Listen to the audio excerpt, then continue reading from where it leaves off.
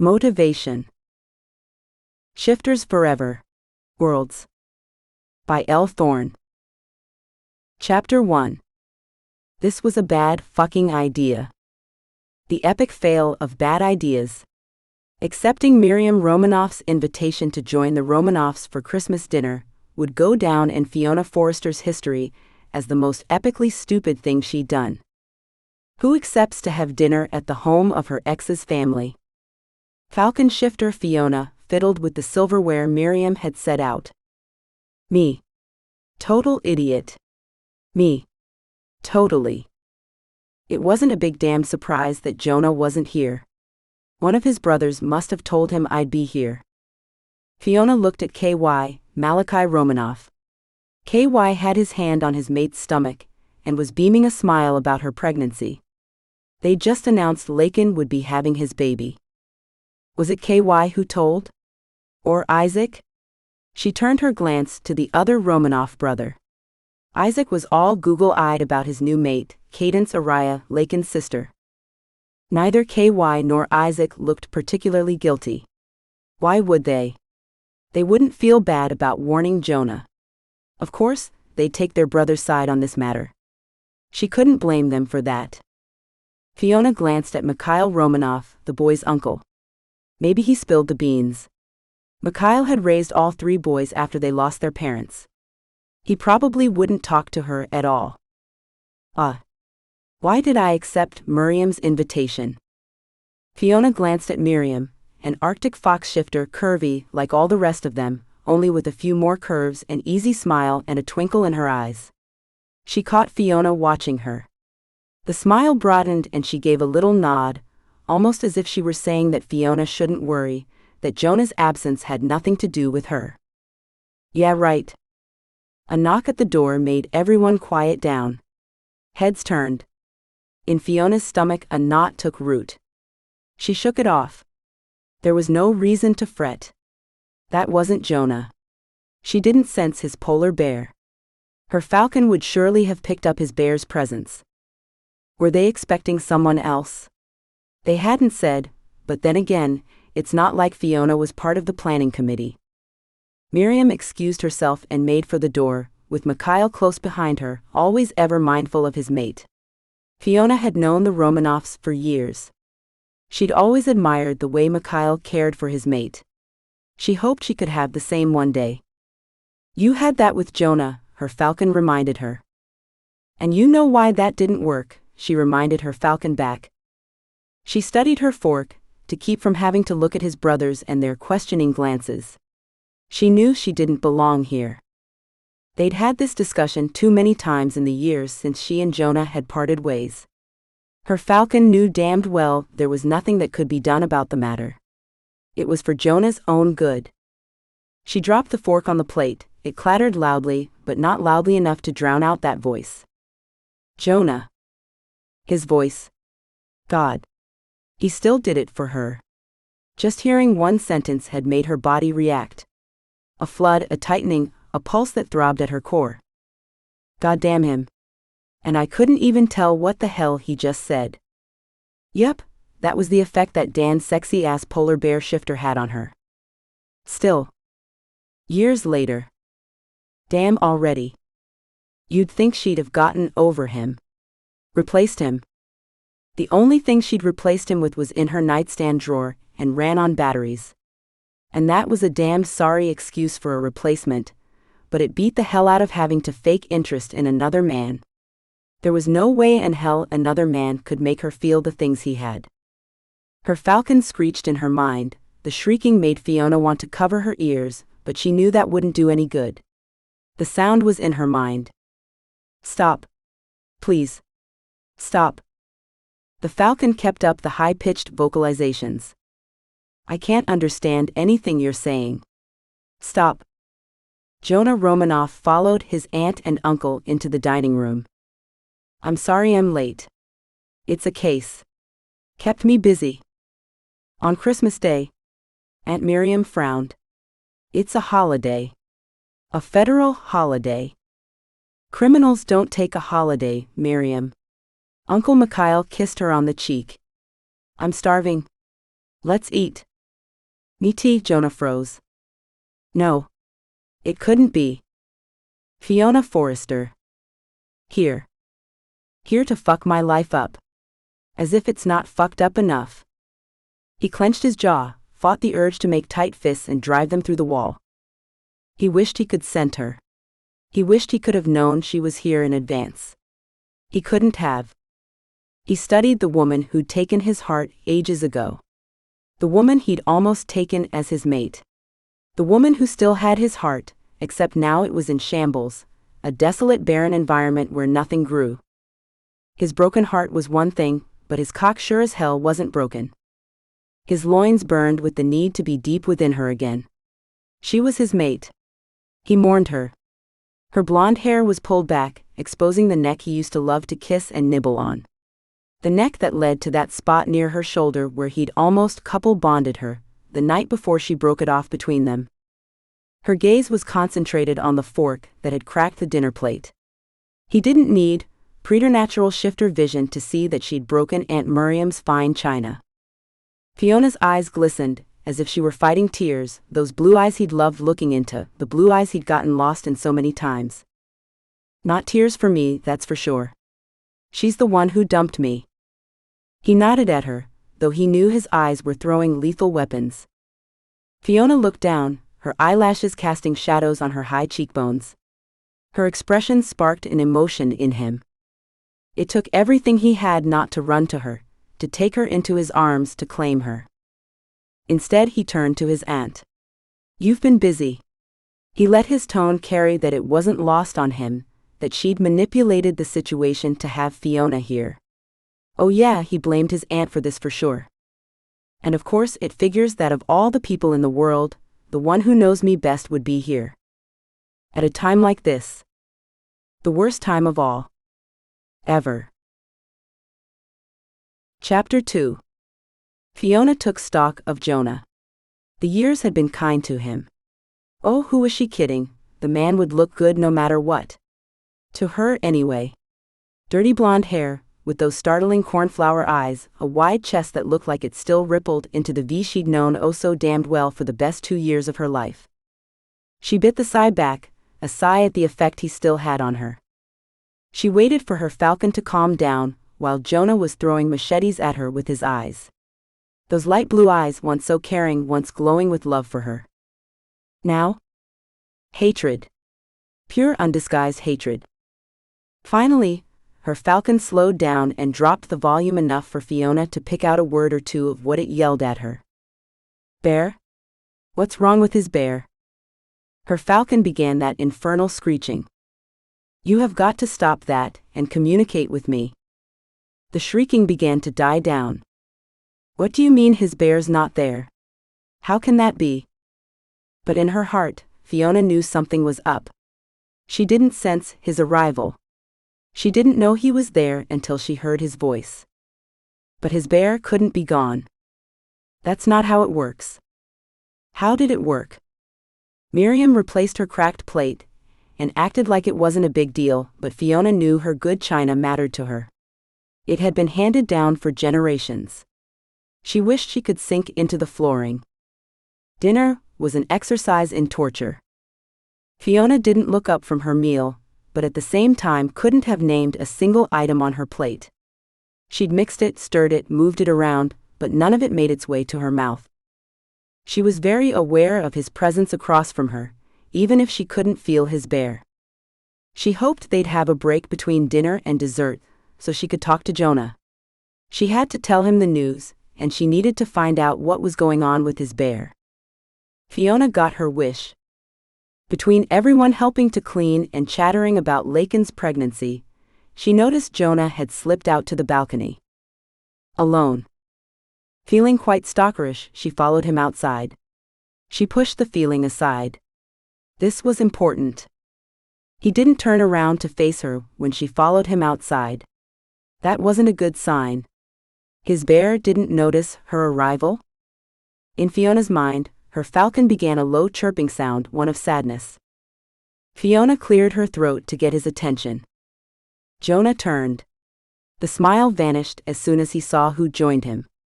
What do you want? She gulped down her trepidation, and wished she could gulp down the way he made her feel as well. You could be friendlier. His jaw muscles worked. No reason to be. Why are you here? Your aunt invited me. Jonah's eyes narrowed to slits. You should have declined. What are you doing in town, anyway? Didn't you transfer from Colorado to California? She wasn't about to answer that. Not here. Not now. Where's your bear? What the hell are you talking about? Your bear. My falcon can't hear him, sense him, anything him. Maybe he has no interest in touching base with your falcon. She studied him. He rubbed his jaw on the left side his tail. Why is he lying? Why doesn't your family know you're on leave? His eyes gave it away. The slightest blink. It's none of their business. She nodded. Who was this new and guarded Jonah? Had she really hurt him that much? Why are you on leave? It's none of your business either. More jaw muscle movement. How do you know I was on? Never mind. Let's discuss this somewhere other than my family's Christmas dinner, if you don't mind. Fine. Let's go somewhere. After this. I still live in the same place. After this. She knew where. It was the same apartment they'd shared their lives, secrets, hearts, souls. Now she'd have to walk in and pretend that never happened. And pretend he wasn't still the only man for her. Fuck Jonah Romanoff. Chapter 3. Jonah paced his apartment. He'd been here for an hour, and then some. And she'd left his aunt and uncles an hour before he did, making some excuse about an early morning. Isn't she coming? Maybe she made up that excuse as a means to avoid coming over to talk to him. A part of him was crestfallen. Okay, all of him was. It wasn't a crime to admit he still had feelings for her. But I shouldn't. She dumped me. He wanted an answer to that. He'd ask her when she came by. He deserved an explanation. Maybe she's not coming by. Why did it matter to him? Why was it? God, when I need my bear the most. A knock at the door drew him up short. It was a soft knock, yet loaded with trepidation and an assortment of other emotions. Really? I've lost it. Now I'm interpreting knocks on doors. I'm a regular door whisperer. He pulled the door open, it didn't budge. What the fuck? He unlocked it, pulled again. He'd lost it clearly, so confused by Fiona's presence he was forgetting to unlock doors. I'm so screwed. She stood before him. Her pale skin ruddy from the cool New York December temperatures. Her cheeks pink from the wind's bite, her lips red from the cold. And she's no longer mine. He pushed the thought away. Jonah, His hand snaked out with the speed of a rattler, locking on her wrist, jerked her into his apartment, nudging the door closed with his foot. She licked her lower lip, and he knew she just had to be giving off that wonderful scent of hers. Fuck the luck to not be able to scent her. His cock pressed against his jeans insistently. Her lips were still parted, but she wasn't finishing her sentence. Instead, her hands shot out and up, surrounding his neck, pulling his face closer to hers. Fiona thrust her tongue into his mouth, completely demolishing any resolve Jonah had not to kiss her. His cock hardened in a flash, becoming a rigid rod between them. He jerked her body against his, twirled them around, pinned her to the wall with this frame. He pulled her coat, stripping her of it. Mine. Mine. Mine. The word reverberated in his mind, a place that had been a confusing and hollow, empty void, now that his bear wasn't around. Air made its way into his body, though he'd be damned if he knew how, because it felt like his breathing apparatus had shut down. In fact, it felt like everything had shut down, and the world was traveling in slow motion around him. Time had frozen, traffic outside had become a distant sound, not penetrating the bubble being with Fiona created. Though her body was pinned against the wall, she pressed her mound against his cock. A fierce tug on her top sent buttons scattering, revealing a dark red bra topped with lace.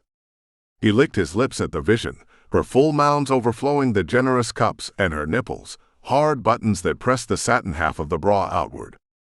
He groaned at the sight of her bounty, and raised a hand, cupping one breast, allowing his thumb to tease the tempting peak. Her moan sent him into a new dimension. His other hand traveled lower, releasing her pants, and tugging at them, while she shimmied her hips until the fabric was pooled around her feet. The need to be in her was overwhelming, driving Jonah forward with a raging intensity. He rubbed his body against hers, breathing deeply. He pressed his swollen rod against her mound, and felt the evidence of her desire instantly. He lowered himself, pushing her legs apart, trailing his tongue down her soft skin, leaving feathery kisses on her flesh. He settled his face between her legs, letting his hot breath touch her lips, caressing the clean-shaven area. Just the way he liked her. Bare and ready to be eaten. As soon as she felt his breath on her nether lips, she sunk her fingertips into his scalp, digging them in, scoring the skin, breaking flesh. It drove him into a more primal state of need. He slipped a finger against her wet slit, moisture slickening his digit.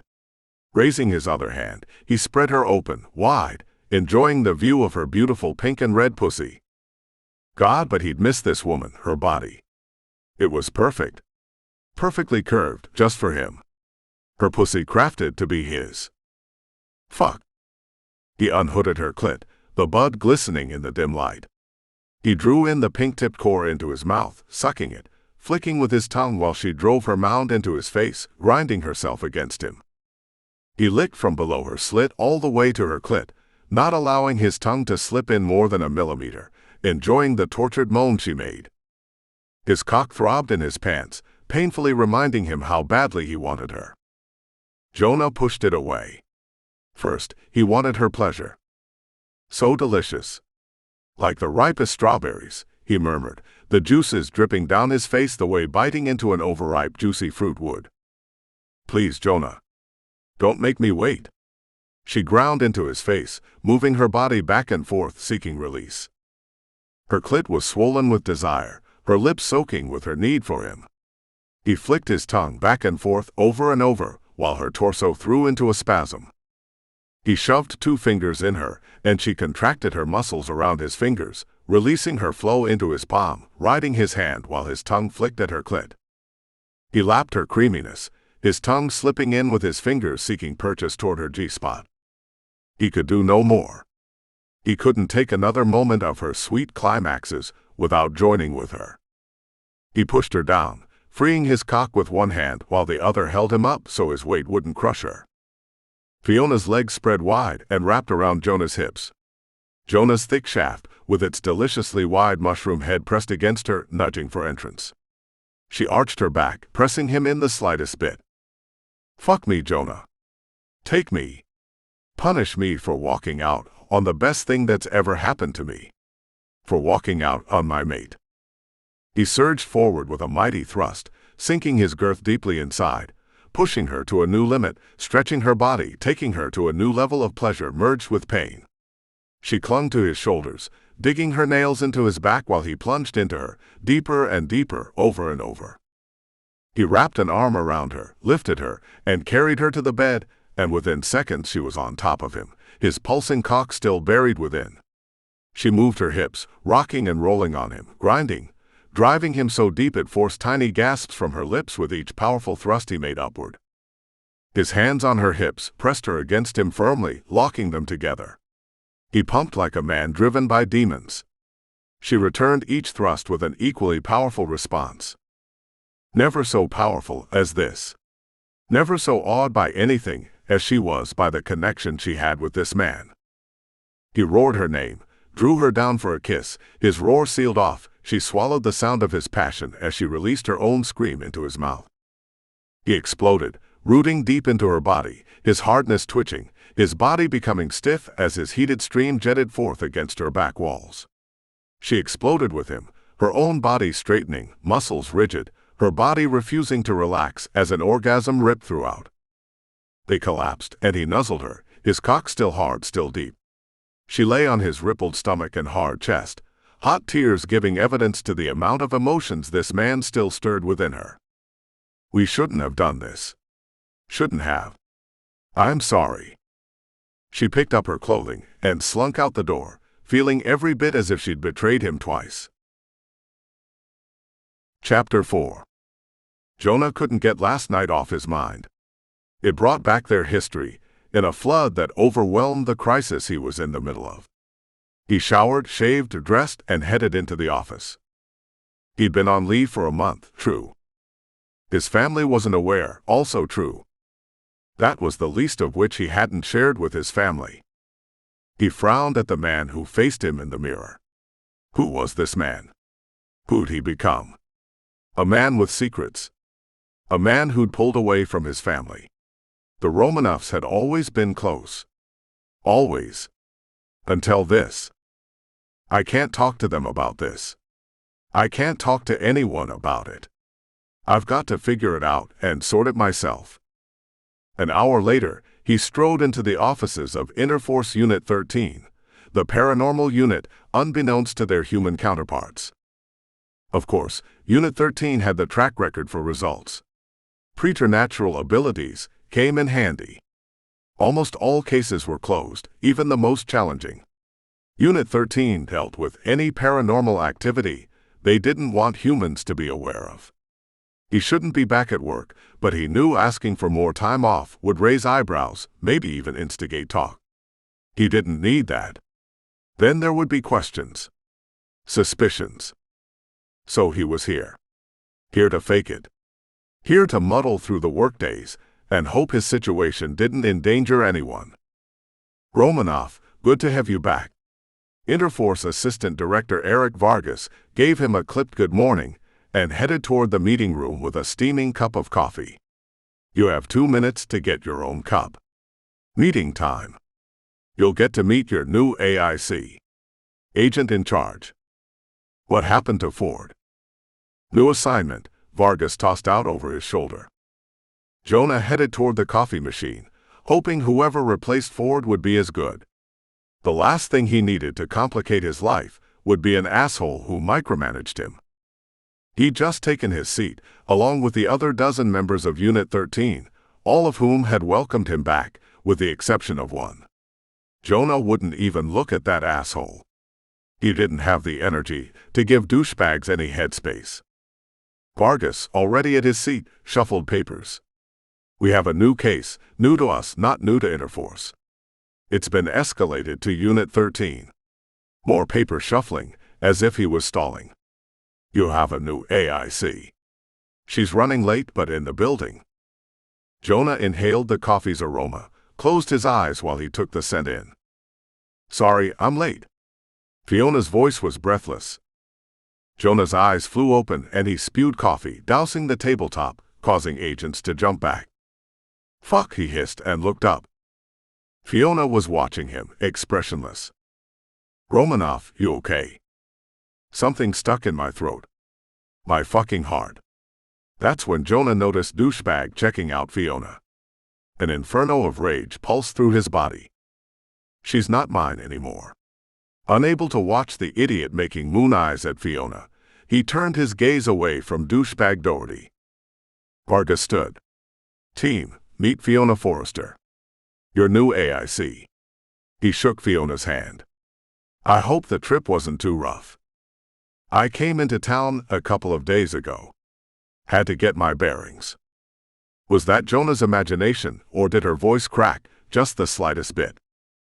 Of the team assembled, aside from Jonah, Doherty was the only one who knew Fiona from before. The rest of the team was new, including Vargas. I was thinking maybe you'd want some one-on-one time with your team. Lunch perhaps? Fiona nodded. Good idea. I scheduled you and Romanoff for today. Tomorrow, Doherty. They're the most senior on the team. Lunch today. Jonah's mind was working overtime, trying to think of a way to get out of this. That's problem, Romanoff. Jonah shook his head. No, sir. No problem at all. Was going to say it's a great day.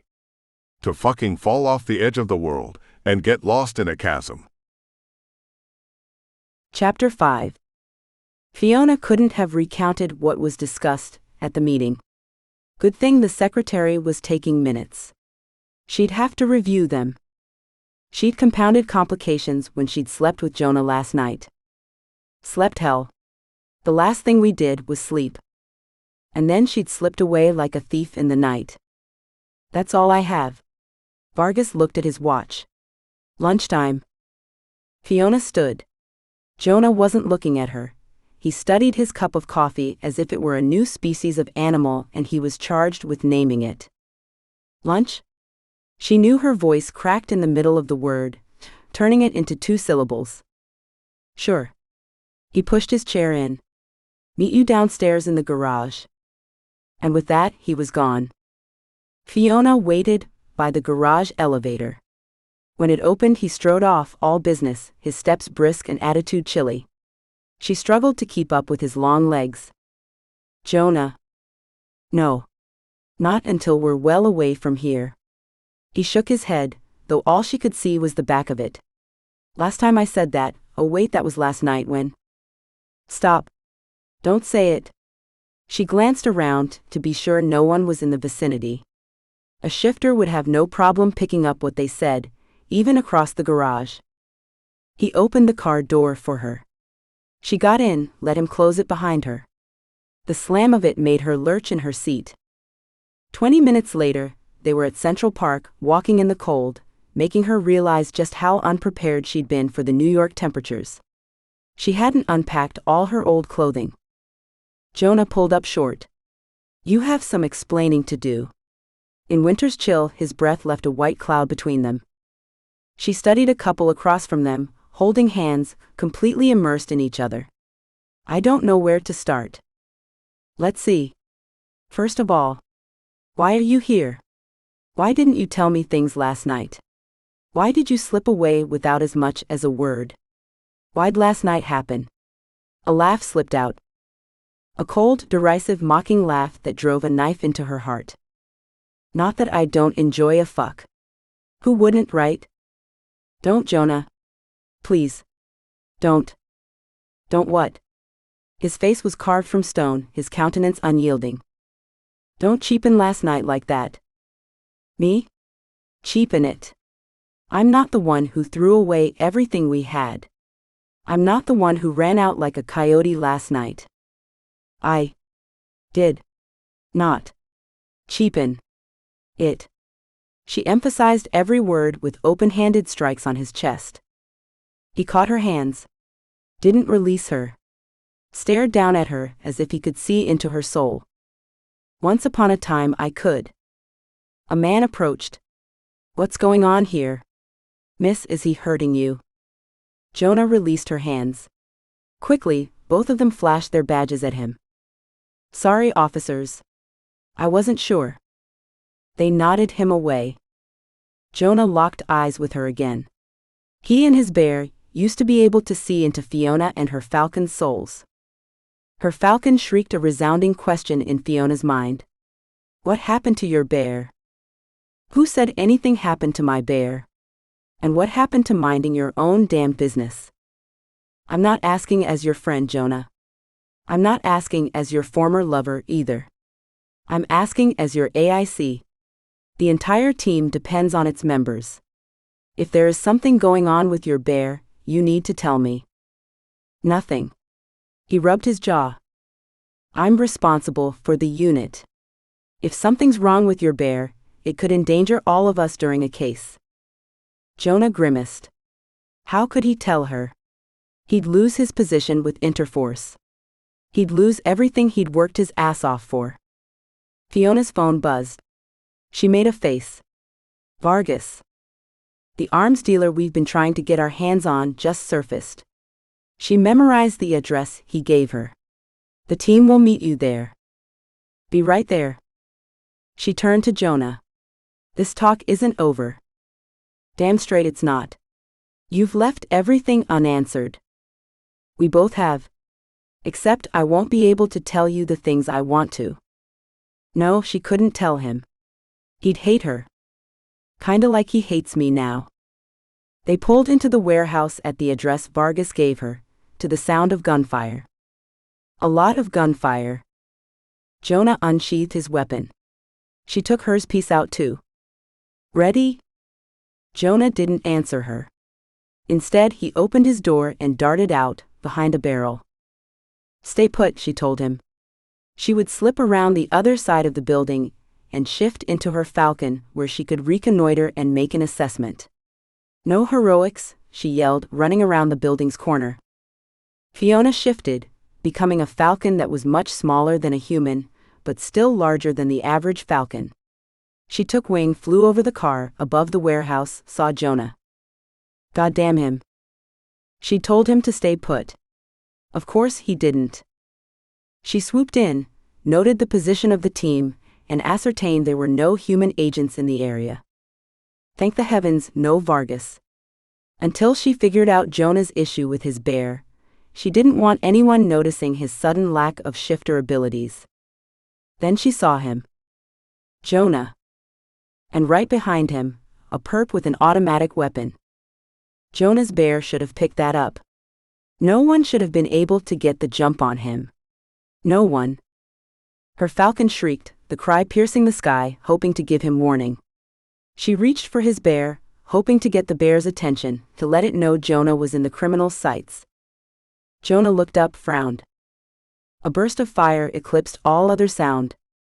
Suddenly, everything went deathly quiet in Fiona's mind. She couldn't hear anything.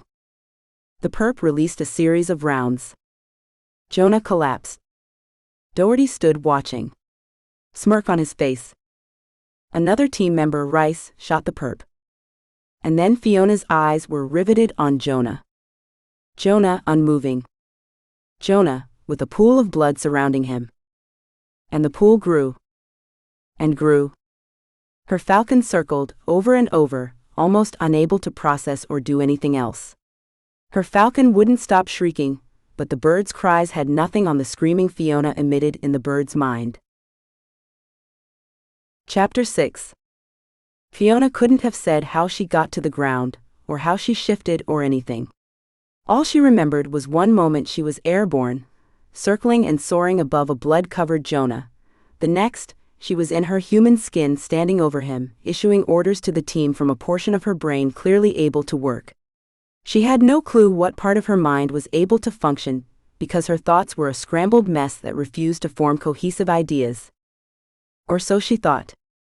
The team didn't seem to notice, because none of them were treating her as if she was a babbling, jumbled moron. They jumped to do her bidding, following orders to a T, staunching the blood flow on a hurt Jonah. Jonah lay on the ground, pale, definitely not conscious. His eyes closed, his face not the dangerously angry man she'd seen the last 24 hours. He was the old Jonah, the one she'd wake up next to. Except she knew he wasn't. Her falcon screamed at Fiona that he was dying. She turned to Rice, also a bear shifter, a grizzly. Do we have a doctor? Someone who can help? Why would he need a doctor? He can simply shift and heal. We'll get him back to his place, though I'm not sure why he's unconscious. His bear should have been able to keep him up until he shifted into a hibernation heal. Hibernation healing shifts. When a shifter was hurt, that shifter would turn to his animal spirit, shift and fall into a deep sleep that would allow healing to take place. Raya's question about Jonah needing a doctor was valid, but that shrill voice in the back of Fiona's mind kept saying he needed a shifter doctor. Maybe her falcon was wrong. Maybe he needed to shift and heal. Let's get him home. Jonah groaned. He was in his bed, a bed she'd slid out of a few hours ago. She hastily sent the rest of the shifters out before they noticed her scent on his sheets. The bleeding had stopped, but she couldn't awaken him to get him to shift. Something in her told her she couldn't bring this up to the team. If they knew something was going on with Jonah's bear, he could lose his position. She knew how much that mattered to him. Her falcon picked up his pulse. It was weakening. The situation went from dire to desperate. Fuck. Fuck. Fuck. Jonah's pockets had been emptied by one of the team members. She spied his phone on the nightstand and reached for it, hoping he hadn't changed his password. She swiped the pattern across the glass screen, and was rewarded with the unlocking of the screen. She crumbled, dying a little inside, when she saw the picture of the two of them together as his wallpaper. That was the last picture they'd taken. She had the same one on her phone. Shoving the emotions aside because by damn she needed to focus on the task at hand, she searched for Isaac's number and pressed the icon, putting the phone to her ear. "What's up, bro?" Isaac answered. "It's Fiona." "Okay." His tone carried uncertainty. No surprise there, since she and Jonah weren't together anymore. Since she shouldn't even have Jonah's phone. "Jonah's been hurt. I can't get him to shift. I need your help. Or a doctor. Or something." "I'll be right there." Isaac ended the call. Fiona stroked Jonah's hair away from his face. "You need to wake up and shift." She allowed 3 solitary tears to make their way down her cheek, one at a time, while she watched the love of her life. His pulse was even weaker.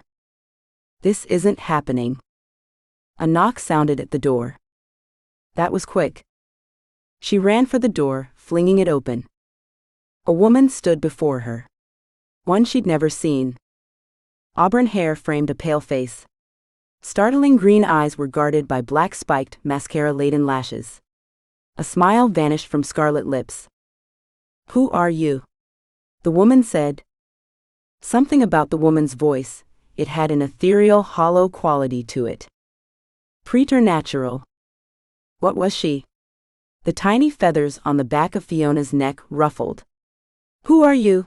she asked the woman in the forest green peasant top. "I'm his." The woman paused, looked behind Fiona as if seeking Jonah perhaps. "His girlfriend." "I'm his boss." The words could barely come out from the chalkiness in Fiona's throat. "Why does he have a picture of us, yet a girlfriend?" "Why don't I know about you?"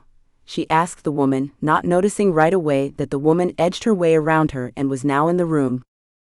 "Why don't I?" Green eyes flashed as she stormed toward Jonah's bedroom. "What's wrong with him?" Fiona frowned. She wasn't comfortable with this woman. And there was something about her that made alarms go off. Big time. The woman turned to look at her, supernatural eyes glowing. Then it hit Fiona. "You're a witch." Why would he be around a witch? Only a witch can tell another witch. But you're not one of the covens. No. She studied Fiona. But yes, oh yes. You're descended from witches. Fiona bit back a reaction. Keeping her face stoic. "I don't know what you're talking about." "You should go." "Maybe you should." "That's fucking nervy." "I bet I could take her. Unless she's the kind that casts spells." "Who's this?" Isaac stepped in the open front door, followed by Cadence. "What's going on, Fi?" Fiona shrugged. She said she's his girlfriend. He doesn't have a girlfriend. Hasn't since? He didn't have to say it, she knew. He hadn't had anyone since she left. It wasn't surprising. She hadn't had anyone either. She heard a growling, grumbling sound, and realized it was Isaac's bear growling at the woman. "I'll be across the street," the emerald-eyed woman said to Fiona. "If you'd like to explore the matter further." What the fuck? Why would I want to talk about her being a witch? I'm not a witch anyway. Not really. Not exactly. Panic set in. Panic and a serious desire to call her foster mother May, who had adopted her when she was a homeless little shifter, bound for the orphanage. Hence Fiona's last name. She'd taken May's. The woman turned to leave, then did a 180 and cast a piercing stare on Fiona. "You should call her. She will tell you I can help Jonah. He'll die otherwise. You know what I'm saying. You know about his bear." Her eyes turned from a vibrant green to a darker shade, almost black. "What the hell is she talking about?" Isaac said. "What's she mean about my brother's bear?" Fiona's throat worked. Her tongue moved, but words refused to form and come out. How did the witch know? Isaac forged forward. Cadence as yet hadn't said a word, her dark eyes absorbing everything. Fiona met Isaac's new mate yesterday, but already she liked the spunky panther shifter. Fiona followed Isaac and Cadence into the bedroom, but she knew it was futile. She had no doubt there was nothing he could do. Isaac was checking his brother when Fiona's falcon started to buzz in her mind, insisting she call May immediately. She hustled toward the front door and slipped out of Jonah's apartment, so she could have privacy, and took her phone out of her pocket. May answered on the first ring. "Fiona. Jonah's in danger. You need to let Alana help him." "That's the green-eyed witch's name?" "Yes, she's on your side. If there's such a thing. Let's say she will help you keep him alive." Fiona trusted May, implicitly. She'd always trusted her. May had, after all, been the closest thing to a mother she'd known. "What's happened, May?" "His bear was taken by another witch. A curse was placed. Only another witch can remove it. I can't have him learning." "Fiona, what you do or don't want him to know about your heritage takes a backseat to his health. That's what you're risking if you delay. I'd never put my secret above his life. I'll get the witch." "Alana. Her name is Alana Autumn. She's your cousin, Fiona." "I don't accept that part of me." "Take care of your mate," were May's final words before she ended the connection. "He's not my mate. Not anymore. Not since I found out I'm a witch." Part witch, her falcon reminded her. "Right. Part witch." Fiona sprinted toward the stairway. She'd make better time running than waiting for an elevator. It was no secret there was no love lost between shifters and witches. Witches were not accepted among shifters, and mating between the two was never to happen. Shifter-witch unions typically ended in the mortality of all offspring, typically not making it out of the womb. Fiona was a rarity. It didn't hurt that she wasn't aware of her heritage until puberty. Puberty, when things went haywire. May took her to a specialist in the shifter world who told May what Fiona was. Fiona had been cautioned to keep it a secret. Fiona hadn't taken it seriously. Until Jonah. Until the baby. Fiona shoved that train of thought aside. She had one mission now. One job. Keep Jonah living. Chapter 7. Fiona stepped quickly toward the coffee shop. She'd almost reached the front door when a hand snaked out of the alcove and seized her wrist. Drawing up short, Fiona pulled away, and with a twist, had the perpetrator on the ground in front of her, with her boot on her attacker's throat. "Alana. What the hell? Don't sneak up on me like that." Alana pushed Fiona's boot off and rose, taking Fiona's outreached hand to pull herself up. "I didn't think you'd pull some kind of martial arts on me. I'm a trained federal agent." "Geez. What did you expect?" She regarded the green-eyed woman cautiously. May had said she could trust her. "Why does May trust you?" "I'm trustworthy." "That's no answer. You want to sit here and debate the merits of my trustworthiness while your mate lies dying." "He's not my mate, not anymore." "No. Let's go." Fiona took off at a run, clutching Alana's coat in a white-knuckled grip. Alana kept pace with her. "Why are you here?" Fiona panted out while she ran across the street. "This isn't a coincidence, is it?" "None of this is." Fiona caught herself almost stopping to interrogate Alana, and immediately picked up speed, opening the door and holding it for the witch. "His bear. Your return. Orchestrated by North Fork." "Who is that?" "It's a what?" "It's the coven we belong to. 12 branches, each a family. Only one branch is missing a representative. And there's only one representative in that family that's alive. Your aunt just died." "I had an aunt." "Yes. Her chair has to be filled. So all of this. Your transfer, his bear. All of it designed by North Fork to bring you to the coven. I'm not even a witch yet," was the only response Alana offered. They shot out of the staircase and down the hallway to Jonah's apartment. "Can you save him?" Fiona asked her. "I can. I will." "You're sure?"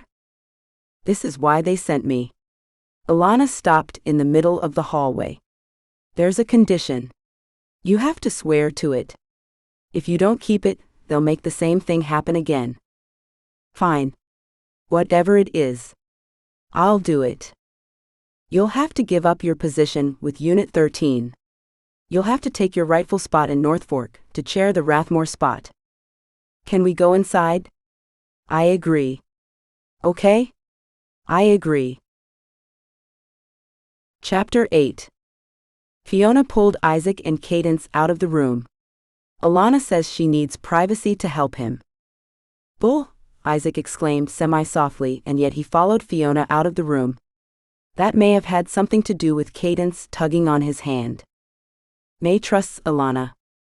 The thing Fiona hadn't told him, but would have to deal with sooner or later, there was a price. "She's a witch." Isaac leaned against the wall, his brows drawn into a downward V. "What was that you said to her?" "I caught part of it. Something about his bear." "Yes, she's a witch." "How did you know that?" She knew what he was driving at. A witch knew another witch by instinct. Shifters couldn't pick out witches.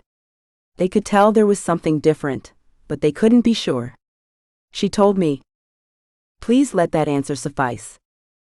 Why would she do that? Clearly it didn't suffice. "It's a long story, Isaac."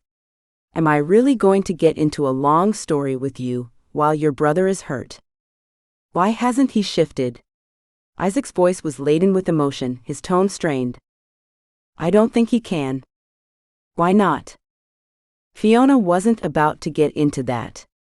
She'd made her deal. She'd sealed her fate. Her life for Jonah's. Simple as that. "Doesn't mean I'll like it." Fiona flinched and whirled around when the door to Jonah's bedroom opened. Alana gestured Fiona, Isaac, and Cadence into Jonah's bedroom. Her face was pale, and her hands shook so much she crossed them over her chest and tucked them under her armpits. Jonah opened his eyes. The blue fire she'd always seen in the depths was diminished. "My bear's back." His voice was weak. Fiona's heart broke. She was the reason he was in this situation. The witches did this to him, to get her to comply. All because a few fucking witches want me to carry on some family tradition. She found herself hating witches. Did they shoot him? Are they the reason he almost died? She had questions she wanted answered. It would keep until she met the witches. Alana nodded. "His bear is back. He needs to shift so he can heal." "Thank you," Cadence said. Behind her, Isaac nodded his thanks, suspicion in his eyes. With a bone-crunching sound, Jonah shifted on his gigantic bed, taking his polar bear form. In Fiona's head, her falcon shrieked joyfully. Jonah's bear looked at Fiona, actually looked through Fiona, deep into her, at her falcon. She wanted to tell her falcon to tell the bear goodbye, that she wouldn't get to see him again, not after the promise Fiona had made, but she didn't have the heart. "Let's go," Alana said. "Now? I don't get a moment?" "Nothing?" Alana shook her head. Chapter 9. Fiona got into the beat-up VW van Alana was driving. "Where are we going?" "I need to pack. I need to talk to my boss. I need time to sort things out, leave my 2 weeks' notice." "That's not how they want it." Fiona gave her a dirty look, just as Alana glanced in her direction. "Hey, don't be mad at me. I'm not on their side.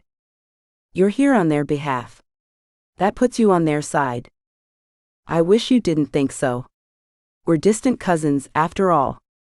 "So you cast spells?" "I'm trained."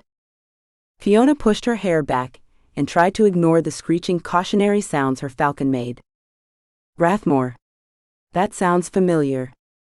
Your family name. No one told you?" "May didn't." "May tried to tell me about my past. I didn't want to hear it. The North Fork Coven is composed of 13 witch families. The Rathmore branch is one of the original families. My family, the Belthune branch, is another. Our great-great-great somethings were sisters. Will you tell me the truth? I haven't lied to you yet.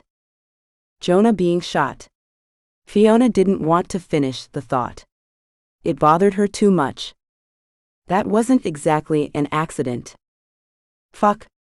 Fury blossomed in Fiona. Who? What? Don't ask me for details. I don't have them. I stayed ignorant in the planning. I was given my orders.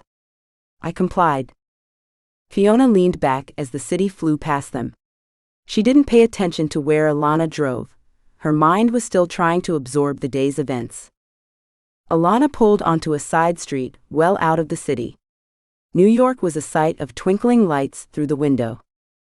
The side street led to a private driveway with a rusted metal gate attached to a wall overgrown with ivy. This is where? North Fork. She looked at the dilapidated gate, the untrimmed ivy. It looks abandoned. It discourages visitors. The wrong kind. The gate creaked open. Alana nosed the van in, then waited while the gate squeaked shut behind them. The area was thick with trees, except for a one-car paved drive that separated the trees. Alana crept the vehicle forward slowly, taking one turn after another. Moments later, she pulled in front of a mansion just as dilapidated as the gate. 3 stories high, it sprawled out like an overgrown bug clinging to the ground. Lights dotted less than a third of the windows.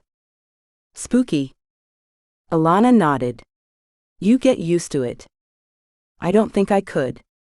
It looks like it's only partially inhabited. Alana pulled up to the staircase that jutted out from the middle of the structure. It's not what it used to be. Our numbers aren't what they once were.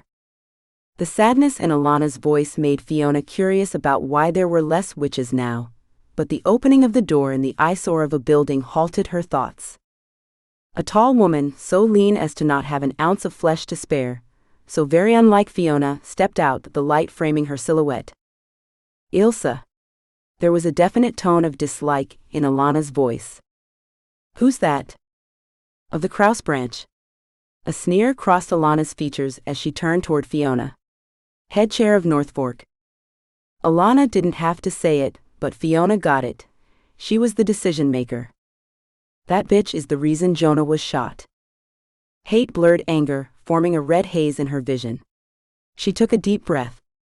Emotions wouldn't serve her. Not in this cause. She wanted vengeance. Took you long enough. Ilsa's tone was chilly when Alana and Fiona reached the top of the stairs. Complications. Alana pushed by her. Welcome to your new home, Ilsa said to Fiona in a tone far from welcoming. Chapter 10. A few days later. Ilsa's lackluster welcome characterized the next few days for Fiona. She was given a room on the 3rd floor with the other lesser witches, as they were called during whispered conversations.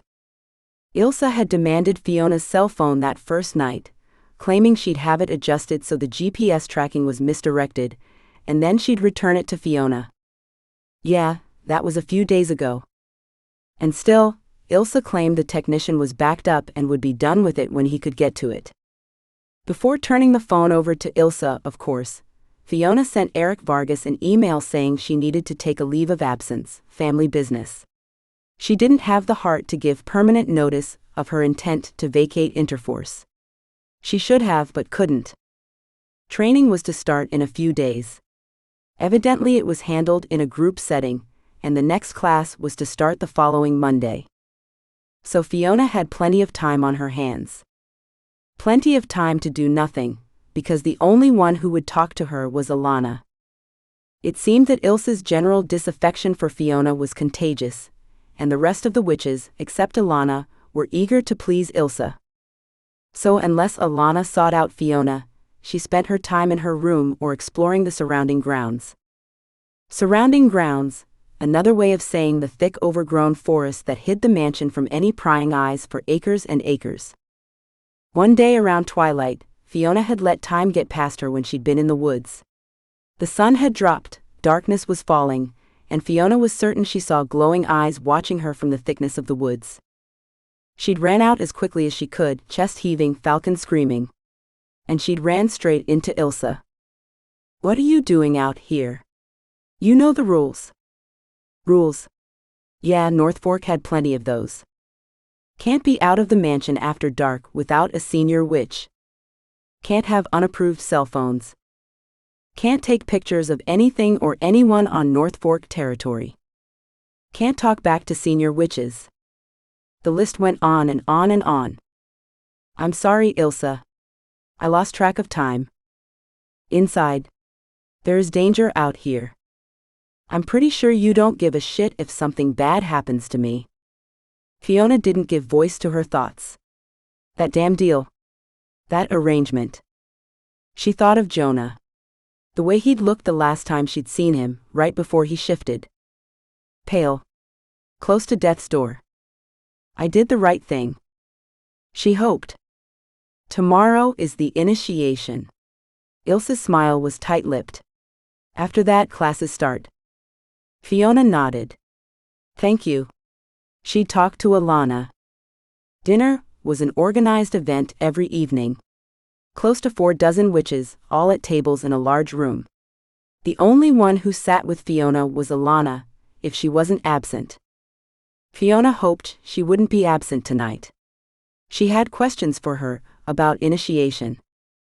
And she had a favor to ask. Fiona spied the curvy auburn-haired witch come in the door and raised her hand for a quick wave, hoping she'd see her and grab a spot next to her. "It's not like it's hard to see me, sitting alone at this table for 6. Alana went through the serving line, then brought her tray to Fiona's table. "Hey. Haven't seen you in a couple of days. How've you been?" Alana glanced around, as if to ascertain no one was interested in their conversation. "Was in the city. More dirty business for the coven?" Fiona kept her voice to a low hiss. "Don't talk like that. You have to at least pretend to have buy-in." "You mean, they'd believe that act after blackmailing me to bring me here? After almost killing Jonah?" Alana shook her head. "Can't hurt to pretend. At least that way if you..." She looked down at her tray, picked up a slice of apple and took a bite. "If I what?" "Nothing." Crunch. Another bite, and the apple was gone. She picked up another. "I'm wondering how Jonah is. I wanted to call Isaac. Check on him. Because I don't want to admit it, but I don't think Jonah ever wants to talk to me again. Not that I blame him. What happened between you two?" "My being a damned witch happened." Fiona's voice was a little louder than she'd intended. And a lot more vehement. She looked around, caught 2 young witches at another table watching her with more interest than she wanted. She gave them a dirty look, they averted their gazes. "Shifters and witches don't mix." "I didn't know that." Fiona pushed her tray aside. Any appetite she had was well gone. "I never wanted to hear what May had to say. I found out the hard way." What do you mean, the hard way?" "I was pregnant." Fiona let out a small gasp, then covered it with a loud, crunchy bite on another apple. "I lost the baby. That's when I finally listened to May. That's when she told me witches can't carry shifter babies full term. Not without intervention. And I couldn't do that. If I asked a witch to intervene, then he'd know I am a witch." "Why doesn't he know?" "His parents." She stabbed the meatloaf with her fork, over and over, crumbling it. "Witches were involved." Alana raised a brow. "Involved in what?" "Jonah losing his parents. He hates witches. I mean, shifters and witches have a tenuous relationship at best, but for Jonah and his brothers, it's very personal. That explains the way his brother behaved, doesn't it? Too bad they don't know the sacrifice you're making." "Some might say it's no great sacrifice at all, not really, since I'm returning to my roots." "Yes, but you're losing your other half to do it." "What do you mean?" "Your falcon." "What about it?" "You have to make a choice. You can't have a dual citizenship per se. What the hell? What's supposed to happen to my falcon? She's taken out of you. I'd lose everything that makes me a shifter. Then it hit Fiona. That could kill her. We can't be apart indefinitely. I know. No. I won't do that. You won't be given a choice. Ilsa will boil it down to your falcon or Jonah. In Fiona's head, her falcon began a low thrumming sound Fiona had never heard before. It was too much to process. I can't think. They wanted her to kill off her other half. Her best friend? The only one that had been there for her. I'm not killing my falcon. I'll figure something out. Don't think that. Don't think what? Fiona narrowed her eyes, studied Alana. You're an empath. Alana nodded. What am I? The aptitude test will determine that after your falcon is gone. Your falcon suppresses your witch skills. That's why they want her out? Alana nodded. Can't she be trained? Can't I work around her? Has that never been done? It has. Twice. More often than not it fails, particularly because the two types are in contradiction and you can't serve two masters, so to speak. You can't be a witch and a shifter. But it's been done before. As I said, twice. Ilsa will never allow it though, so don't consider it. It's not an option. The hell it's not. I just need to buy myself some time. Stop that train of thought. Alana's tone was low but stern. Get out of my head. And stay out. I can't. The Rathmores and the Belthunes have a connection. Yeah, I know. I got it. Our great-great-umpteen great-grandmothers were sisters. It's more than that. Ladies. Ilsa took a seat at the head, put her hands on the tabletop and spread her fingers wide. Why do her fingers remind me of a spindly-legged hairless tarantula? Are you ready for tomorrow's swearing-in and initiation ceremony? Sure. Fiona forced a smile. Excuse me. Alana pushed her chair back and grabbed her tray, hightailing it, leaving Fiona alone with the witch who reminded her of a cross between a dragon lady and a dominatrix. Ilsa scowled at Alana's departing back, stood and made an about-face and was gone. Chapter 11. Sleepless. That summed up Fiona's night. She got up with the first rays of sunshine and sat in a chair looking out the window. Her room was at the back of the mansion, overseeing the thick, impenetrable woods. Would this be her view for her remaining days? Would she be subservient to Ilsa's demands and orders? Her eyes burned, a combination of fatigue and tears of anger and helplessness. This was never a choice she thought she'd have to make, between her falcon and her mate, former mate, she reminded herself. Who am I kidding? He'll always be my mate, even if we aren't together. A knock at the door made her leap out of the chair. Time for breakfast. It was one of the lesser witches' voice. Fiona wasn't sure, but she thought her name was Annie, or maybe Victoria. Breakfast not for another 2 hours, I thought. Schedule change because of today's events. Didn't anyone tell you? Seems no one tells me jack. I'll be there in 20. Hair, teeth, deodorant, a quick change of clothes, and Fiona was downstairs in 12 minutes. The line for breakfast had dwindled, most were sitting and eating. She grabbed an oatmeal, muffin, orange juice and a cup of coffee and took a seat at the table closest to the back. A podium and a microphone had been pulled to a central position at the front of the room. Ilsa flicked the mic with a red-tipped nail. The clicking sound came across loud and clear. Her second-in-command, an equally tall, equally lean, dark-haired witch nodded and mouthed, "It works." "Good morning, North Fork." Voices murmured a good morning in return. "I'm thrilled we are initiating our 228th class today. Initiates, please rise." Fiona took another bite. Shit. She tried to swallow the oatmeal, but it formed an unmovable lump. 9 women stood. Ilsa's index finger counted them. She frowned. Fiona swallowed hard again and rose slowly. Ilsa made another show of counting. 10. She smiled her tight-lipped, carrot-up-her-ass smile. After breakfast, you'll find your gowns in your assigned boxes. Put them on over your clothing and meet us here in 2 hours, promptly at. She glanced at a silver watch. 9. Her head snapped toward Fiona. Except Rathmore. You'll be here in an hour. That should give us plenty of time to wrap up with you in preparation. Ilsa stepped away from the podium and resumed her seat at the Major Witch's table. After breakfast, Fiona grabbed a cardboard container from her assigned box and hustled to her room. She'd change, but she needed to talk to Ilsa. There was no way in hell she'd agree to give up her falcon. She wouldn't let her falcon soul wither and die. Changed and ready to go, she glanced at the analog clock on the nightstand. She still had plenty of time. A soft knock sounded at her door. Fiona pulled it open. Alana. And she didn't look well. She looked concerned, maybe even upset. What are you doing? The Belthunes have a pact with the Rathmores. It surpasses all other alliances. What's that supposed to mean anyway? Okay. Just remember that today.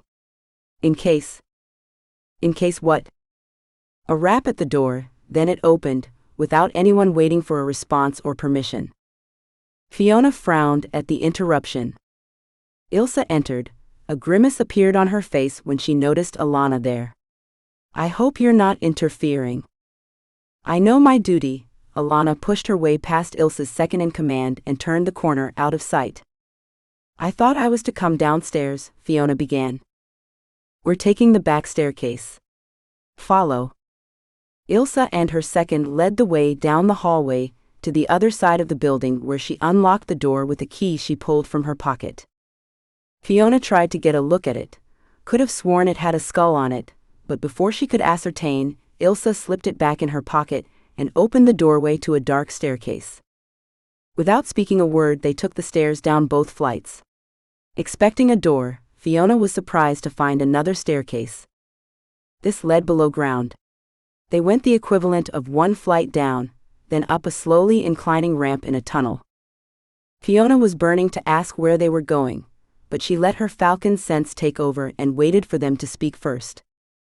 At the end of the long tunnel, Ilsa's second opened a door. Fiona stepped out. Behind her, the door was carved into a monstrous tree, with vines and roots growing in such a way to almost make the door blend into the tree's trunk. In front of her, a mist rose knee-high in a clearing completely surrounded by trees. Ilsa turned to face her. Your falcon. You will have to put it aside. She didn't even pretend not to know what Ilsa meant. I can't. I am my falcon. That's the only way. We need your full allegiance. Your falcon makes your faithfulness questionable. I can't live without her. She can't live without me. You realize what you're saying? You're willing to choose your falcon over Jonah Romanoff. It doesn't have to be that way. You are not complying. Ilsa's eyes glowed red, her already pale face turned ghost white. Her second's eyes changed, matching Ilsa's. In their right hands, each held up a wand with a claw on the end. A wailing sound came from Ilsa. Her second began to chant. Fiona felt a tug on her brain. The tug became a searing, scorching pain that tore into her mind. Her falcon screeched. The sound of tearing filled Fiona's head. What are they doing? Fiona opened her mind to protest the magic they were using to pull her falcon out. No words came out. Instead, her falcon's screech left her mind and flowed through her lips, piercing the forest noises, eclipsing Ilsa and her second's wailing and chants. A crunching sound, a horrifying tearing, a stinging sensation, and within seconds Fiona was in her falcon, no longer in her human skin. Her falcon took wing, rose, was a few feet off the ground when a jolt rammed into her body, penetrating and painful. She lost her balance and became disoriented, wings fluttering. She tried to clear her mind, tried to resume her course upward, seeking refuge first in the sky, then over the trees. She failed, collapsed, falling to the ground with a crash landing that left her wing crumpled in such a way she knew it was unusable. She had greater issues as Ilsa and her second stalked her way. "If you won't join us, I won't have you sabotaging our efforts." Ilsa's voice breached Fiona's pain. Fiona backed up slowly and called for a shift. Her falcon ignored her requests. Fiona demanded a shift. Her falcon still ignored her, backing up, picking her way among twigs and grass. A roar rocked the forest, bringing everything to a halt. Another roar joined the first one, similar yet different. And another. And another. Chapter 12. Jonah roared at the sight of his mate, fallen, wing twisted, her falcon in severe pain, being stalked by two black-clad tall lanky witches. His roar brought the forest and the action between the witches to a halt. Next to Jonah, his brothers Isaac and KY and his uncle Mikhail roared. All were in their polar bear forms. All on their hind legs, towering at the edge of the clearing. Behind the males, Cadence, Karina, and Lakin stood in human form, ready to back up their mates and family. Ilsa and her second froze and took stock of the change in dynamics. Fiona stumbled in their direction, her wing dragging the ground. Jonah pushed for a sync with her. A sync would form that link which allowed shifters in their animal forms to communicate with each other in their minds. Fiona accepted the link, her falcon's eyes wide in pain. "Jonah." Fury ran through Jonah at the sound of pain in his mate's voice. "Are you okay?" "I can't shift to my human. My falcon isn't permitting it. We'll take care of that later. Come close." Fiona made her way toward the bears, giving the two witches plenty of berth. Ilsa scoffed. "Shifters? What can shifters do against two witches?" Jonah shifted into his human, an act he performed quickly and with little discomfort. "We brought our own witch." Alana stepped out from behind the bears. "You." Ilsa scowled. "You are betraying the coven. I have a higher commitment to honor." "What can be higher than the coven?" "The pact between the Rathmore and the Belthune." "What pact?" "It is not for your ears." "You are on North Fork Coven property," Ilsa told Jonah. Mikhail Romanoff shifted into his human. "You are in Romanoff territory." He stepped forward. "I have a battery of my security team, all shifters plus two witches, just outside the perimeter of your fence line, waiting to come in and torch the building, and with it all witches who choose the wrong side." "You cannot do that." Ilsa's second stammered the words out. "Long before you were here, the North Fork Coven agreed to peace with the Romanoffs, formed with a few mutual agreements based on respect. You've breached those." "You cannot dictate our policy," Ilsa said, but took a step back. "Try me." Mikhail's tone was resolute. "This isn't the last you've heard of me, shifter. You should make sure it is. Any noise, any issues, I'll know exactly where to look." Mikhail turned his back on her. She was a non-issue. Ilsa turned to Alana. "You will pay for your betrayal." She pulled a 180 and left the clearing, heading toward a tree covered with vines and roots. Within seconds she'd opened a door. Both she and her second slipped into the tree, and the door closed behind them. KY and Isaac shifted into their human forms. Fiona stood next to Lakin. Her wings still dangling uselessly, bone peeking through the feathers. "Fiona can't shift," Jonah told them. "Seems her falcon wants nothing to do with shifting at the moment." He leaned down, took the falcon in his arms. Her heartbeat pulsed quickly, conveying her pain. His bear growled at her discomfort, angry that he hadn't killed the witch responsible for hurting her. "Get Fiona into the van. She will shift after she hibernates. She needs to heal first," Mikhail directed them. Alana, the witch who'd saved his life, stood to the side, as if uncertain of her future. She chewed on her bottom lip. "What about you?" Jonah asked her. "What about me?" the auburn-haired witch said. "You can't stay here." "That's right, she can't." Mikhail affirmed Jonah's statement. "You're coming home with us, Ilana." My Miriam would never forgive me if I let harm come to Fiona's cousin. Jonah held back the growl at his aunt's matchmaking propensities.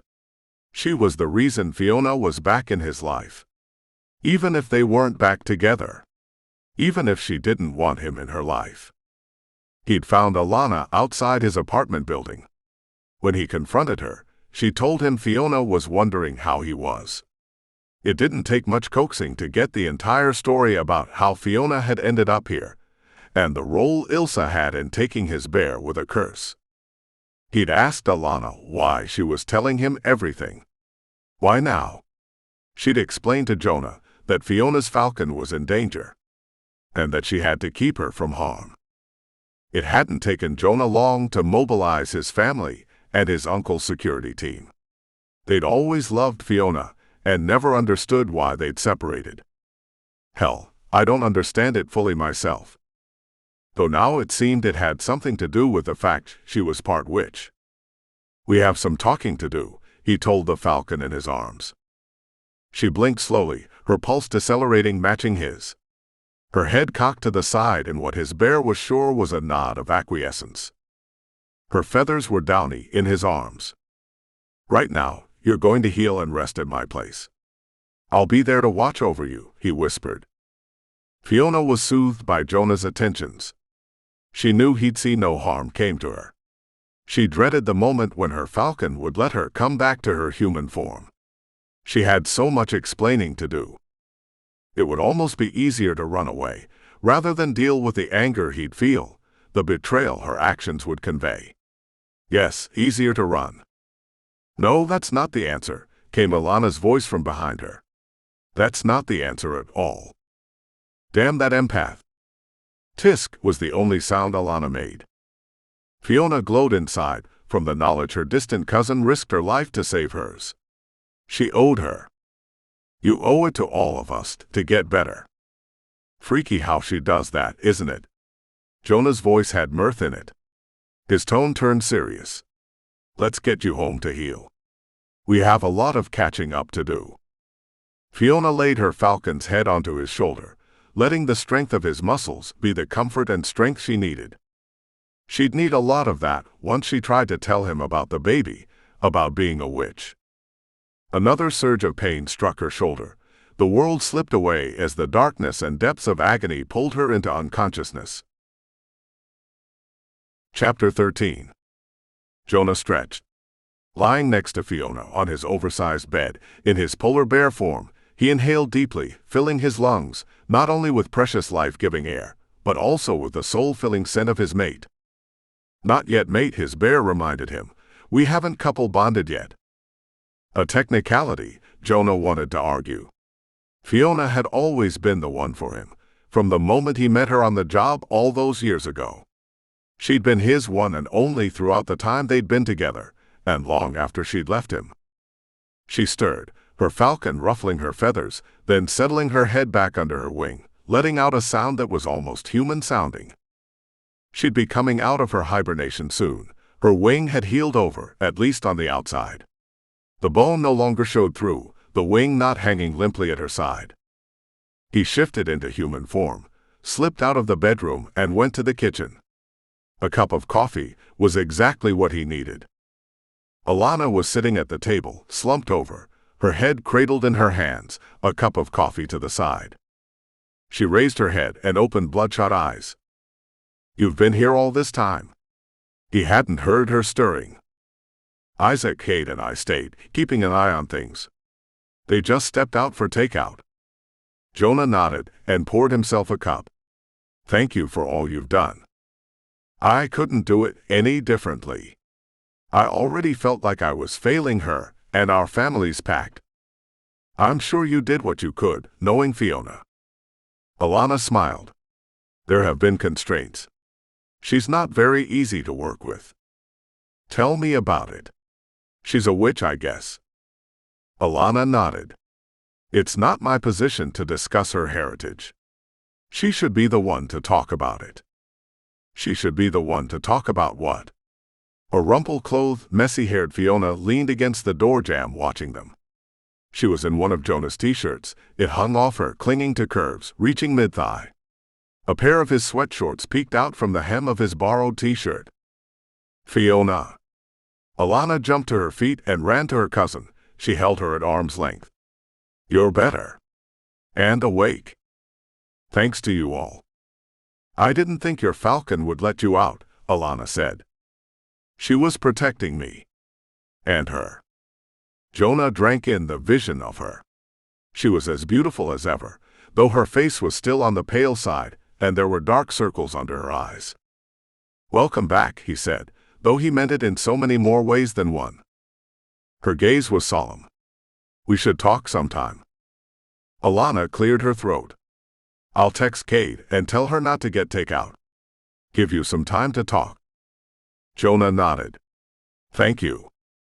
Alana nodded, her eyes glowing. Thank you back. Fiona couldn't take her eyes off of Jonah. She leaned close, letting the scent of him cast the intoxicating spell it always did. The things she needed to tell him weren't easy, and she didn't know how he'd react. How much he'd hate her for not having known, and then when she did know, for not telling him, choosing instead to run away forever. She closed her eyes briefly to let his scent sit on her senses, then opened her eyes, ready to grab the bull by the horns. Jonah cupped her hand with his, and suddenly everything seemed all right, as if whatever she had to say, he'd deal with it. She'd deal with it. No, they'd deal with it forever. She watched the digital clock on the coffee machine blinking zeros, as if time wasn't the important thing here. They were. Thank you for coming out there, she started. Take a seat. He patted the chair next to his. She pulled her eyes from the blinking red zeros and planted herself on the wooden chair. She tilted her head down, trying to think of what to say, where to begin. Why did you come to my rescue? She opted to start with a question, because it was too damned hard to say the things she knew she had to. You have to ask that. His smile was wry, on the crooked side. The smile she'd always loved and not seen enough of the last few years. He put his finger on her leg. Her pulse skipped a merry little beat in her body, finding a new rhythm, a quicker pace. His finger traced the seam of his shorts. You're distracting me, she told him. I can't tell you what I need to. You can tell me any time. It doesn't have to be now. It won't change the way I feel about you, the way my bear feels about your falcon. The mirrored reflection of her love in his eyes made a part of her melt. Correction. It made all of her melt. She pushed the chair aside, just a moment. Maybe a few moments. I want you to know the whole story before you make statements like that. I need you to know it. I need to know you will still want me before I sink any deeper into you. Jonah sat back, his face chiseled, the feature she'd called hers since she'd first gone for a drive with him. The old Jonah, with his motorcycle and daredevil ways, who used to take curves at a speed that made her breath catch in her throat. I miss you. She wanted to say the words, but first she had to clear the air. Would he hate her when he found out about the baby? He didn't seem to hate her for being part witch. She took a deep breath. So you know May Forrester raised me. I took her name. She adopted me officially, though I was not exactly a little kid anymore. I remember. He steepled his fingers in front of his lips. She wanted to tell me about my past. I didn't want to hear it. My falcon didn't want to hear it. I learned later that my falcon's objection was because of the witch and shifter relationship. She shrugged one shoulder. Seems things don't go very well. Yeah, I know. His parents had fallen prey to shifters colluding with witches. She got that. She knew he hated witches. Well, I didn't listen to May when she was trying to tell me that I was born of witch blood. At least, I didn't listen at that time. He cocked his head. When did you listen? After I lost our baby. He leaned forward, his gaze piercing straight to her soul. Our baby. He shook his head, seeming not to have processed her declaration. We had a baby. A tear wound its way down her cheek. She hadn't realized tears had formed in her eyes until she felt that one solitary drop making its way across the planes of her face. I lost it. A witch can't carry a shifter's baby. Not without magic being involved. When I called May to tell her about you, me, and the baby, she brought me up to speed. I knew how much having children and a family mattered to you. I felt like I'd betrayed you. I couldn't stay. How could I? Fiona watched him carefully, chewing on her bottom lip. Wait. You. He blew out a breath, a panorama of emotions crossing his face. You left because of that. I had to. Because of the baby. I didn't want to go through that again. And I didn't want to tell you that I couldn't carry our child to full term. My little Fiona. My little fool. How could you think we wouldn't work through it? Shame burned her cheeks. How could I? He leaned forward, pulled her chair closer to his lips grazed her chin. We could have worked through it. We will work through it. If you want to. Want to? I want nothing more. Her hands cupped his cheeks, holding his face captive. She leaned closer, her lips touched his. She ran the tip of her tongue over the full line of his bottom lip. More than anything, she whispered into his mouth. He leaned back until his lips hovered next to hers. His hand snaked up, twisted into her hair, held her prisoner in his grasp. You never really had a choice in this. My bear, your falcon, me, none of us are going to let you walk away again. A growl came from deep within his wide chest, making it ripple. Ever, Fi. Not ever again. As if I'd ever want to. She leaned into his embrace, relishing the sensation and security of his strong arms around her. I want you. His words reverberated in her head, bouncing and ricocheting into her heart. She opened her mouth to respond, but he stopped her with a kiss and reached for the hem of her shirt. His hands were on the material, tugging as he pulled away from her lips. She raised her hands over her head, letting him slide the fabric off her body. I want you. I want you more than I've ever wanted you. I need to be in you. I need your wet pussy around me and not a booty call like last time. She started to protest, parting her lips to give argument because it was never just a booty call for her. His lips sealed her protest.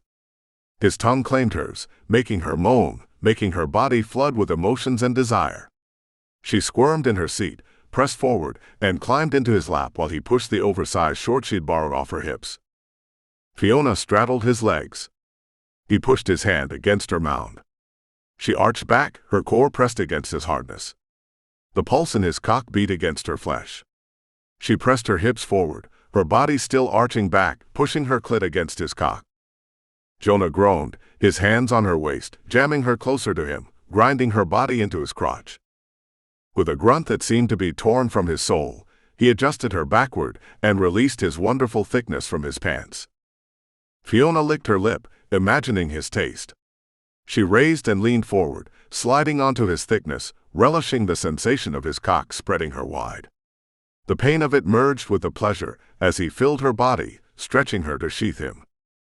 Fiona moaned from sheer pleasure. She rocked back and forth, resting her hand on his muscular, rippling chest as he raised his body and at the same time guided her with his hands, driving himself deeper and deeper, striking at the very heart of her core, while she dove into an abyss of no return. Wave after wave of orgasm crashed into Fiona. She went to scream his name when a bite into her neck sent her over the edge. His canines pierced her skin with a slicing pain that turned to pleasure when he licked that spot, right between her shoulder and neck. Deep inside her, he sent his heated explosion crashing into hers, sealing their fate, driving deeper as he pulsed his release into her body. She gasped at the delicious agony as the couple bonding welded them together for an eternity, making them the mates she'd always known they were. You're mine. His voice was husky with desire, hoarse with an overwhelming emotion. Always, she affirmed. Epilogue. Happy New Year. Miriam's face glowed as she opened the door for Fiona and Jonah. This will be my favorite New Year's Eve party of all time. Why's that, Aunt Miriam? Jonah planted a kiss on Miriam's rounded cheek. Happy New Year. Fiona hugged Miriam. Next to May Forrester, Miriam was the closest thing she'd had to a mother. And now, in shifter terms, since she and Jonah had couple bonded, making them mates for life, Miriam was the shifter equivalent of a mother-in-law. Because, Miriam answered, I have all of you together. She took Fiona's hand. And happy. You're exactly where you need to be. She studied Fiona. Seems you've made it official and bonded. The coupling bond was visible to other shifters. Jonah nodded. I wasn't giving her a chance to get away a second time. Alana stepped in from the other room. Welcome, cousin. She hugged Fiona. Mrs. Romanoff has been kind enough to give me a place to stay for the time being. It's Miriam, and it's not for the time being. Your family now, Miriam corrected her. Jonah looked around his aunt's back. Is that Bane Kozlov? Miriam nodded. His father disowned him. She smiled. So we've made him an honorary member of the family. Fiona smiled. Miriam's heart had no bounds.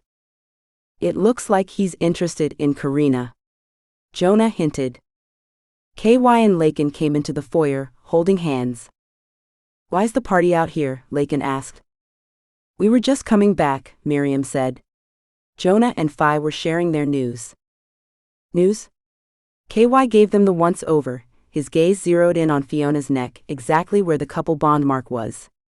Ah, I see. Congratulations. Bane turned to pick up champagne flute. Fiona spied a bruise on his face. What happened to him? Said it was an accident, KY explained. What? He accidentally ran into a fist. Jonah frowned. He won't talk about it. Miriam's voice was low. And until he asks for help, we don't want to pry. Fair enough. Fiona valued privacy herself. She could relate to Bane Kozlov's wishes to keep his business to himself. Mikhail Romanoff approached. So I made some calls. Jonah gave his uncle a dirty look. What? I wanted to be sure. Calls? Fiona looked between her mate and his uncle. It was nothing, really. Mikhail adjusted his collar as if he were uncomfortable. To May. Letting her know what happened. She asked if we would like to see Bear Canyon Valley. I've never been, nor has Miriam. We were thinking of taking a trip. Interested? Fiona smiled. She missed her foster mother. I look forward to seeing her again. We will have to stop by Dallas and visit my daughter, Mikhail growled. Make sure she's taking care of my grandchild. Layla's expecting. Fiona looked at Jonah. She'd miss so much. I didn't even know she had a mate. One of the Tiero security team. Gavin. Good man. Mikhail beamed. I'm up for a vacation, Fiona said. I'm still technically on a leave of absence. I just got back from one, Jonah said. I'm sure Eric and your new AIC can find something for you to do in Dallas and Bear Canyon Valley. Fiona winked at him. I'm still your boss, you know. I'll show you who's boss, he whispered in her ear. A warmth flooded Fiona and heat rose to her cheeks. I look forward to that lesson. Thank you for listening. This has been a Shifters Forever Worlds book by L. Thorne. Stay tuned for more episodes. Don't forget to subscribe and to ring the bell to be notified of new releases.